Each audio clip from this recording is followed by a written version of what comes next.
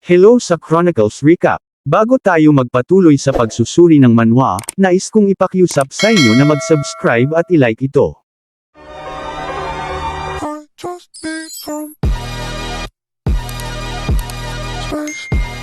Sa isang banda, makikita si Henry Albert noong kabataan niya na masayang tinatawag ang kanyang uncle. Ang commander ay tuwang-tuwa sa kanyang pamangkin at palaging masaya kapag kasama niya ito. Si Uncle Vale na mabait sa kanya mula pagkabata ay laging nakikinig sa anumang hiling niya sa kanya, kaya natutuwa siya palagi sa uncle niya. Kung magkakaroon siya ng pagkakataon na pumili sa kanila, mas pipiliin niya si Uncle Vale kaysa sa kanyang mga magulang. Balik sa kasalukuyan, sinaktan ng commander ang kanyang pamangkin dahil sa walang galang na kilos sa ating bida. Pero si Henry ay medyo naguguluhan dahil unang beses siyang sinaktan ng kanyang uncle. Tumingin ang commander sa ating bida na si Roman Dimitri, ang taong nakatanggap ng pabor ni Marcus Benedict, at ang taong walang limitasyong potensyal sa kanyang hinaharap. Nagsalita si Vale, siya ay humihingi ng kapatawaran sa ating bida dahil sa nagawa ng kanyang pamangkin. Sinabi niya na mas dapat tinuruan niya siya ng maayos sa tamang paggalang sa tao. Nakikiusap siya na hayaan siyang humingi ng paumanhin sa isang maayos na lugar. Pinalagpas naman ito ng ating bida dahil mabait ang commander sa kanya. Nagpaalam muna ang ating bida sa kanila at iniwan ang magtito. Pinagalitan ng commander ang kanyang pamangkin dahil sa napakalaking katangahan niya. Pinaliwanag niya na si Roman ay isang taong pinapaboran ni Marcus Benedict, at tinanong niya kung ano bang iniisip ng pamangkin niya kung bakit niya kinakalaban ang ating bida. Sinabi ng pamangkin niya habang paluhan na siya dahil sinaktan siya ng tito niya, kaya tinanong ni Henry kung bakit niya siya sinaktan. Tinanong ng commander kay Henry kung kailan ba siya titino. Sinabi niya na kapag bumalik siya sa lugar ng Albert, hindi niya siya magagawang protektahan. Biglang may naisip ang commander para sa pamangkin niya. Sinabi niya na maaring magkaroon ng sama ng loob ang ating bida dahil sa nangyari ngayon. Kaya simula ngayon, sasama siya sa ating bida sa lahat ng bagay, mula sa pagsasanay hanggang sa pagbuo ng Reserve Corps. Dahil kailangan niyang magkaroon ng magandang relasyon sa ating bida anuman ang mangyari. Sinabi ng commander na kailangan niyang isumpa na susundin niya ang sinabi niya. Tinakot niya si Henry na kung hindi siya susundin, ipapadala niya ito sa Western Front kung saan aktibo ang digmaan. Sa kabilang banda, sa loob ng kwarto ng ating bida, isang pribadong silid ang ibinigay ng commander sa kanya. Tingin niya sa commander, talagang nagsisikap si Viscount Vale na tulungan siya. Iniisip ng ating bida na ang isang taong pinapakita ang kanyang ambisyon ay madaling kontrolin. Tingin ng ating bida na mukhang hindi naman magiging masama ang buhay sa Southern Training Camp. Sa kabilang eksena, sa loob ng malaking gusali ng Southern Training Camp, hindi makapaniwala ang lalaki na nag-aayos siya ng war games para sa mga maharlika. 3 taon na ang nakalipas, siya ay isang veteranong mandirigma na aktibo sa Western Front. Siya ang Southern Training Camp General Instructor na si McBurney. Siya ay nag-volunteer na lumaban sa Western Front dahil sa tapat na katapatan niya sa kaharian ng Cairo. Sa kabila ng hindi mabilang na labanan sa loob ng 10 taon, pinrotektahan niya ang kaharian ng Cairo. Nagsimula siya mula sa simpleng karaniwang sundalo at umakyat sa pagiging commander na namuno sa 100 tao. Ngunit isang sandali lang ay sapat na para ang lahat ay maglaho. Habang nasa isang matinding labanan siya upang protektahan ang Western Front, nawalan siya ng kanyang kanang braso na humahawak ng espada. Sa sandaling iyon, sa halip na ang matinding sakit, mas nagdusa siya dahil sa katotohanang natapos na ang kanyang buhay bilang isang mandirigma. Kinausap siya ng isang lalaki, sinabi niya kay McBurney dahil sa kinikilala ang kanyang mga nagawa sa frontline ng Western Front. Iniisip niya na italaga siya bilang isang training instructor sa Southern Training Camp. Dahil kailangan niyang iwanan ang larangan ng digmaan, nakiusap siya na sana'y protektahan pa rin niya ang Cairo mula sa Southern Training Camp. Masakit man sa kanya, ngunit nagpasya siyang tanggapin ang realidad, kaya tinanggap niya ang inaalok sa kanya. Gayunpaman, ang pagpunta niya sa Southern Training Camp ay isang ganap na kalamidad. Dahil ang lahat ay tumatanggap ng parehong antas ng pagsasanay sa Western Training Camp, ngunit ang mga maharlika sa Southern Training Camp ay ganap na hindi na kailangan ng pagsasanay. Tingin niya na kailangan niya magpatupad ng mahigpit na sistema ng pagsasanay simula sa 3 linggo, na pangunahin na pisikal na pagsasanay. Ngunit walang kabuluhan kung ang mga maharlikang nag-uutos sa mga sundalo ay hindi makikilahok sa pagsasanay. Iniisip niya kung mayroon bang kahulugan ang lahat ng ginagawa niya. Dahil pwede naman silang magkunwaring nagsasanay sa Southern Training Camp. Sa kabilang eksena, ang mga maharlika ay nag-uusap patungkol sa kanilang lugar. Sila ay masaya habang nasa lilim sila ng puno na nagpapahinga, dahil exempted sila sa lahat ng pagsasanay. Ang mga maharlika ay walang pakialam kahit na ang kanilang instructor ay dumating, ang instructor nila ay hindi nila binibigyan ng respeto. Hindi makapaniwala si McBurney sa kanila dahil masyadong silang relax sa front lines. Kaya sawa na siya sa lugar na ito. Biglang nagulat ang instructor sa nakita niya sa paligid. Nakita niya ang ating bida pati ang mga tauhan niya sa isang lugar na nakahanda upang bigyan ng respeto ang instructor nila. Makikita sila Kevin at Chris na handa ring tumanggap ng pagsasanay sa Southern Training Camp. At nakita niya na sila ay nakapila ng perpektong tamang tuwid para magsanay. At kahit na ang kanilang commander ay handa din tumanggap ng pagsasanay sa instructor nila. Iniisip niya sa kanila kung hindi pa ba nila alam ang tungkol sa Southern Training Camp. Pinaliwanag ni McBurney sa ating bida na ang Southern Training Camp ay hindi pinipilit ang mga maharlika na magsanay. Pinaliwanag niya sa ating bida kung gusto niyang magpahinga, maaari siyang pumunta sa lilim at manood na lang ng pagsasanay tulad ng iba. Nagsalita ang ating bida, dahil sinasabi niya sa kanya na magpahinga siya dahil sa kanila.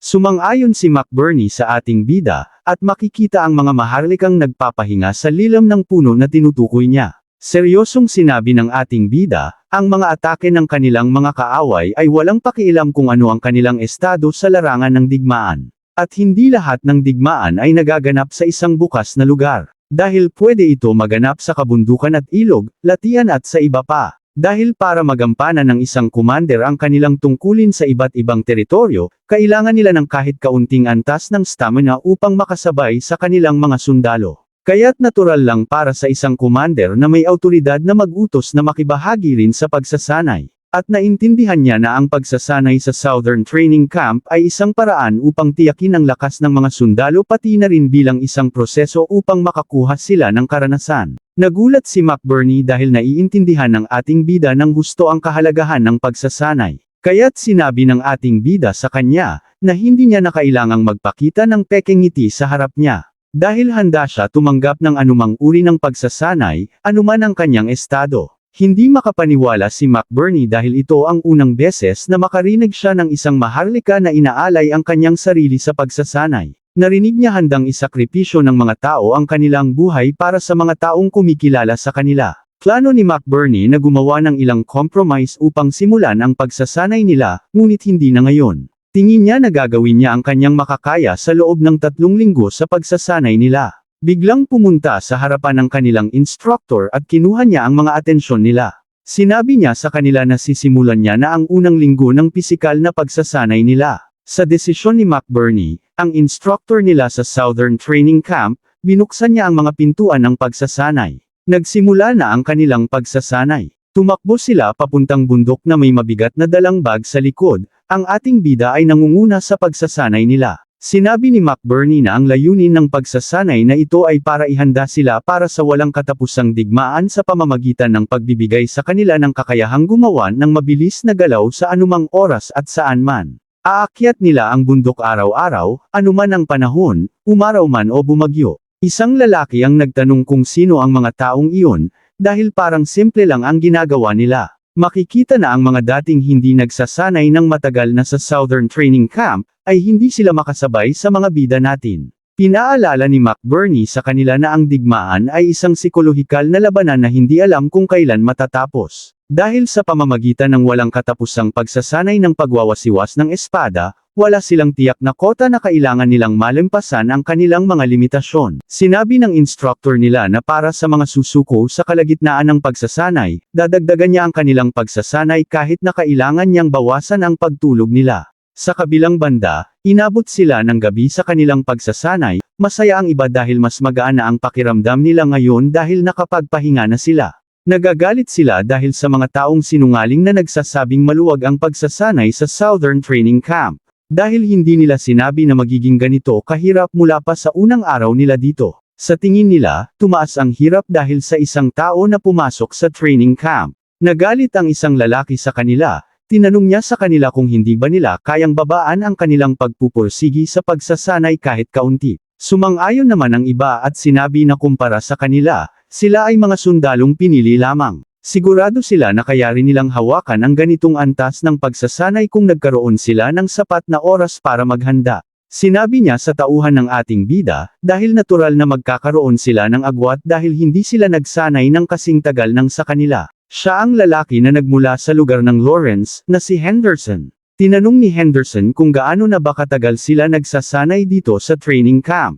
Makikita na siya ay malaki ang inunlad niya, dahil naging bato-bato ang katawan niya. Sinabi ng lalaki na halos 1 taon pa lamang sila nagsasanay. Kaya mas mahina sila ikumpara sa kanila na halatang nagsasanay sila ng maraming taon. Hindi sumang-ayon si Henderson dahil mukhang may maling akala sila. Dahil nagsimula lang sila magsanay ng 3 buwan pa lang ang nakakalipas. Tinanong niya sa kanila kung wala ba silang oras upang paghandaan na ito. Siya ay dating matatakutan na si Henderson na muntikan na sumuko sa pagiging pribadong sundalo ng ating bida. Pinagsabihan niya sila na huwag silang gumawa ng dahilan upang maghanda sa pagsasanay. Dahil hindi pa nila binibigay ang lahat ng kanilang lakas. Noong araw nakita ni Henderson ang anunsyo ng pagre-recruit ng mga sundalo ng ating bida, isa lang ang naisip niya. Nagpasya siyang maging tauhan ng ating bida dahil sa husay niya at sa paghanga niya sa kanya. Tingin niya na dahil sa pagiging pribadong sundalo, sigurado si Henderson na hindi niya na kailangan ng kahangahangang mga kwalifikasyon. Gayunpaman, iyon ay isang malaking pagkakamali na inaakala niya.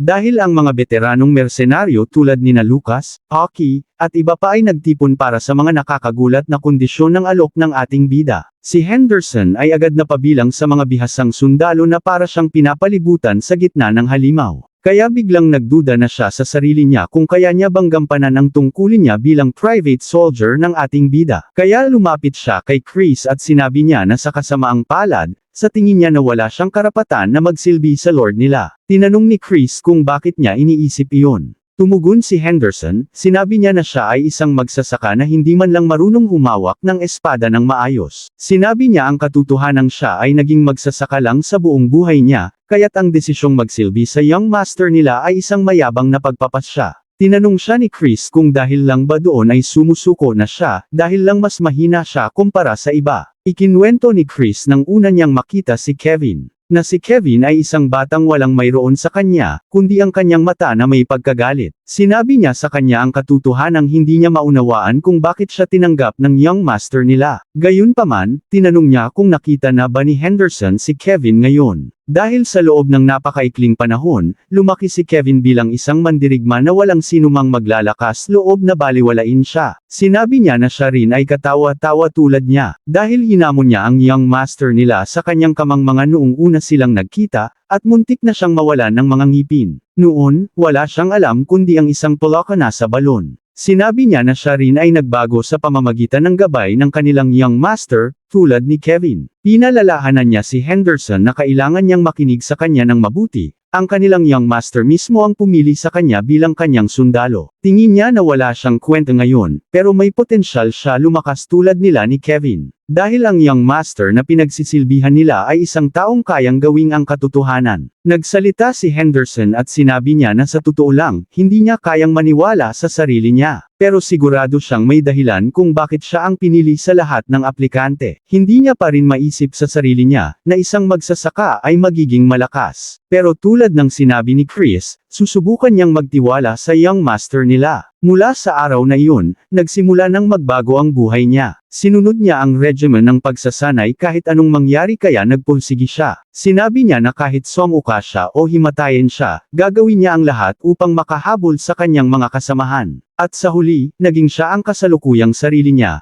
makikilala na lumaki ang pangangatawan niya ngayon kaysa dati. Tinanong niya sa lalaki kung ano tingin nila sa digmaan. Pinagsabihan niya sila kung magrereklamo ba sila sa kanila na hindi sila makakalaban dahil hindi sila handa. Dahil sa pagitan ng buhay at kamatayan, makakaligtas lang siya kung matatalo niya ang iba. Sa halip na kilalanin ang kanilang kahinaan at magsikap upang umunlad, hinahatak nila ang ibang tao pababa dahil sa kanilang antas bilang maharlika. Kaya wala siyang dahilan para pagbigyan ng kanilang walang saysay na mga kahilingan na hindi magpursigi sa pagsasanay. Dahil doon, lahat sila ay hindi nakaimik sa kanya, dahil napahiya sila sa sinabi ni Henderson. Naaawa si Henderson habang papaalis sa ilog dahil ang ibang kasamahan niya ay hindi siya naiintindihan kaya naaawa siya sa kanila. Ang mga mandirigma ng ating bida ay nasa isip na ng digmaan. Sa kabilang eksena, ginawa ulit nila ang pagsasanay nila sa pagtakbo sa bundok na may dala-dalang mabigat na bag sa likod. Ang matinding pisikal na pagsasanay nila ay nagpatuloy, kahit na tumitindi ang hirap bawat araw. Kinagat ng mga sundalo ng ating bida ang kanilang mga ngipin, at sila ay nagtiyaga sa pagsasanay kahit nakakaramdam sila ng pagkapagod.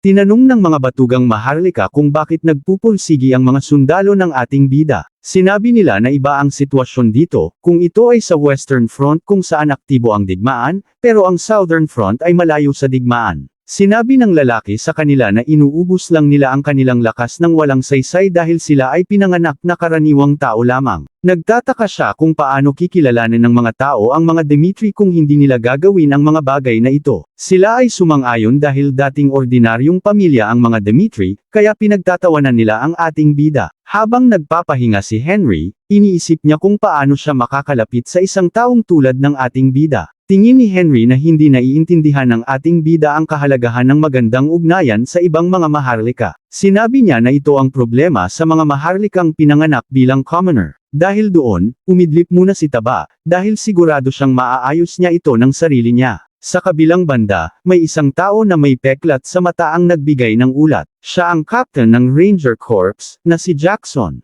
Inulat niya sa hari ng Hector na sa nakaraang taon, ang Ranger Corps ay 48 beses na pumasok at nagsiyasat sa 5 linya ng depensa ng Southern Front ng Cairo. Mula sa pagsisiyasat, natukoy nila na ang kanilang lakas sa depensa ay nakatuon sa Western Front dahil sa kanilang pakikipaglaban-laban sa imperyo ng Kronos, na nag-iwan sa kanilang Southern Front na napabayan nila. Kaya, ang pagsakop nila sa Southern Front ay hindi na magiging problema. Pinaliwanag dito kung ano ang kaharian ng Hector. Sila ay dating isang superpower na kapantay ng Kronos Empire, at dating umunlad ng napakabilis dahil sa kanilang malakas na kakayahan sa pambansang depensa. Ngunit nagdusa sila ng walang laban sa digmaan laban sa imperyo ng Valhalla at bumagsak sila sa pagkasira bilang isa sa makapangyarihan na bansa. Ang pambansang lakas ng Hector ay bumaba sa level ng Cairo at naging isa na lang sa 6 na kaharian sa kontinente na kailangang mag-ingat sa paligid ng imperyo. Biglang may gustong sabihin ng anak ng hari sa kanyang ama,